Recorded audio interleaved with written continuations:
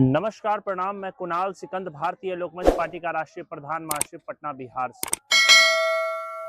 पटना में शिक्षक अभ्यर्थियों का जन आंदोलन, महाआंदोलन हुआ। ये आंदोलन उन लोगों ने इसलिए किया क्योंकि नोटिफिकेशन आने में देरी हो रही थी। इसके अलावा बीपीएससी ने जो जो कदम उठाया वो भी चिंताजनक ही कदम है। लेकिन ये भी नहीं भूला जा सकता है कि सरकार अभी तुरंत बनी है। आदरणीय मुख्यमंत्री श्री सम्राट चौधरी जी को भी सीखने में वक्त लगेगा, इसमें कहीं कोई संदेह नहीं, क्योंकि वो पहली बार मुख्यमंत्री के पद पर पदासीन हुए हैं और उनको थोड़ा वक्त लगेगा। लेकिन जिस तरीके से उन छात्रों अभ्यर्थियों पर जो बीएड क्वालिफाई है, स्टेट क्वालिफाई है, उनके ऊपर जिस बर्बरता पूर्वक से बिहार पुलिस ने लाठी चार्ज किया है, इसकी कड़ी शब्दों में भारतीय लोकमंच पार्टी भर्त्सना करती है, निंदा करती है। शर्मनाक घटना है ये, महाशर्मनाक घटना है ये।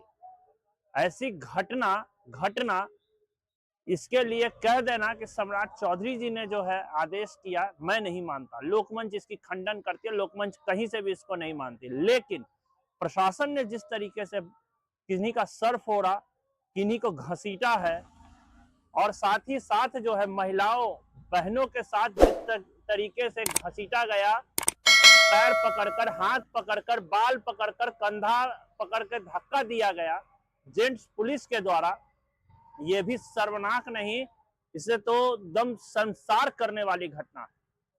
उसमें एक डीएसपी साहब ने एक अभ्यर्थी को मारा यहाँ ऐसा कि सर फटी है, ब्लड बहते हुए वीडियो आप देख रहे होंगे स्क्रीन पे।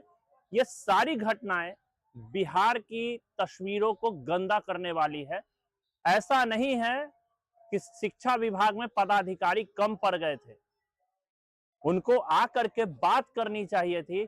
और मुझे जहां तक पता है, बात से हर समस्या का समाधान संभव है। इसकी कड़ी शब्दों में निंदा करता हूं। ऐसी घटना नहीं घटना चाहिए था, और अभ्यर्थियों के साथ पूरी मुस्तैदी से भारतीय लोकमंच पार्टी खड़ी थी, खड़ी है, और आप लोगों के साथ खड़ी रहेगी। लेकिन अब आते हैं कि बीपीएससी का जो कहना है कि जो बीएड पास कर चुके हैं, जो स्टेट पास कर चुके हैं, उनको बीपीएससी पीटी, मेंस और इंटरव्यू, ये तीनों देना होगा।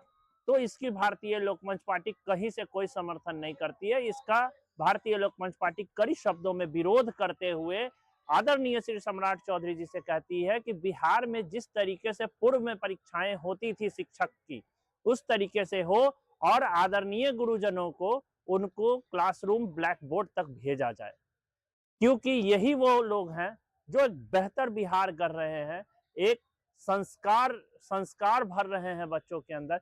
क्योंकि गुरुजनों का हमेशा जो दर्जा होता है वो ऊपर होता है, वो सबसे ऊपर होता है। तो इसलिए जो है एग्जाम एक ही हो, और नहीं तो फिर बीएड हटाया जाए और स्टेट हटाया जाए। ग्रेजुएशन पास करेंगे छात्र, सीधा बीपीएससी का एग्जाम देंगे और स्कूल तक पहुंचेंगे। इसके अलावा एक घटना और उसमें शर्मनाक घटी उसी आंदोलन के समय, इतना शर्मसार करने वाला, जिसके लिए भगत सिंह की बूटी बूटी कर दिया अंग्रेजों ने। चंद्रशेखर आजाद जी ने एलिफेंटा पार्क में गोली मार ली अपने आप को, लेकिन अंग्रेजों के हाथ नहीं आए थे। ऐसे अनगिनत कहानियां भरी पड़ी है क्रांतिकारियों की। सुखदेव, राजगुरु आदि आदि गणमान्य जो हमारे मार्गदर्शक रहे, जो देश के लिए, जो भारत माँ के लिए लहू बहा के चले गए, उस तीन रंग के लिए, उस तिरंगे के लिए, वहीं जो है हमारे बिहार पुलिस के भाई उसी से मुंह पोंछते हुए फेंका, और फेंकने के बाद अपने पैरों तले रौंद रहे हैं। ये घटना भी शर्मनाक रही और शर्मसार करने वाली रही। इसको लेकर के भारतीय लोकमंच पार्टी ने आदरणीय मुख्य सचिव महोदय को पत्र के माध्यम से कह रही है कि सबसे पहले इसकी जांच कराई जाए, जांच कराने के बाद उनको जो है इमीडिएटली नौकरी से बाहर किया जाए, और जांच में पकड़े जाने के बाद सबसे पहले वेतन बंद किया जाए, वेतन बंद करने के बाद उनको पनिशमेंट दिया जाए, क्योंकि ये बहुत घृणित करने वाली काम है। अगर आप घूम ले, युवाओं से पूछ ले कि क्या तिरंगा को पैरों तले रौंदोगे, उससे मुंह पोछोगे? हर वो भारत का युवा एक ही शब्द कहेगा, चाहे वो किसी समाज का हो, ऐसा करने वाले को जूता मारा जाए, यही कहेंगे युवा, क्योंकि भारत माँ के लाल है ना ये लोग। गलत हुआ है और यहाँ कहीं कोई कंप्रोमाइज हम लोग करने नहीं जा रहे हैं, न सरकार के साथ और न विभाग के साथ। इसलिए भारत सबसे पहले है, भारत रहेगा तो जाति रहेगी, जाति रहेगी तो समाज रहेगा, कुछ भी रहेगा पहले भारत बचेगी तभी सारी चीजें बचेगी। जय हिंद, जय लोकमंच, अमर सिंह अमर रहे।